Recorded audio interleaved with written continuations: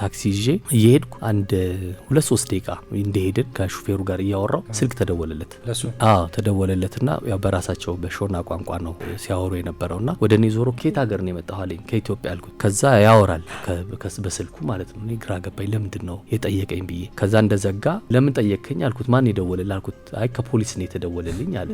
ለምን ደወሉልህ? አይ ለማጣራት ፈልገው ነው እና ምን አሉ ስለው አይ እየመጡ ነው በቃ ጠብቅ ብለውናል ብሎ ዳር ይዞ ቆመ። ከዛ ማለት ግራ ገባኝ። በምን አወቁ ስልክህን አልኩት ፖሊሶቹ። እኔም ግራ ገብቶኛል አለ። ምናልባት እዛ ታክሲው ቆመን ከነበር ነው ሰዎች ውስጥ ወስደው ሊሆን ይችላል ስልኬን አለ። ግን ወዲያው መጡ አንድ ወንድና ሴት ፖሊስ በፖሊስ መኪና ሆነው መጡና ከዛ በኋላ እነሱ ደግሞ ተመሳሳይ ጥያቄ ጠየቁ ማለት ነው። ያው ያ መንገድ ብዙ ከኢትዮጵያም ከሱዳን ከሶማሊያ ከተለያዩ ቦታዎች ወደ ደቡብ አፍሪካ ለሚደረግ ህገወጥ ጉዞ መስመር ስለሆነ ስጋት እንዳለባቸው ይገባኛል። ግን እንደዚህ አይነት ነው ያጋጥሙኝ ያቀን ከወጣ በኋላ መሀል መንገድ ላይ ደውሎ መጥቶ የሚጠይቅ ማለት ነው። ከዛ ብዙ ነገር ጠየቁ።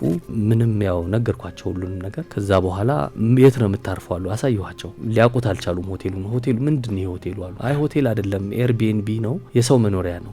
ማቀው ሰው የለም ብለህናል እዚህ አሉ። አላውቃቸውም እኮ ግን ይዤ ነው ላያውቁም ስለ ኤርቢኤንቢ። እንደውም ሴቷ ፖሊስ የበለጠ ተረዳችና እሷ አስረዳቸው አንደኛው ያው መጨረሻ ላይ ብቻ ያው ፎቶ አንስተው ቪዛውንም ያይ ሆቴሉንም አድራሻ እንደዚህ ያው ለቀቁኝ። እና በጣም ያው ምን ያህል እንደሚሰጉ መገመት ይችላል። ስትወጣም ያለው ነገር እንደማይተማመኑ እና ብዙ ስጋት እንዳለ የሚያሳይ ነው። እሱን ደግሞ የሚቀጥለው ላይ ነግራችኋለሁ። በረራ ኢትዮፒካ ሊንክ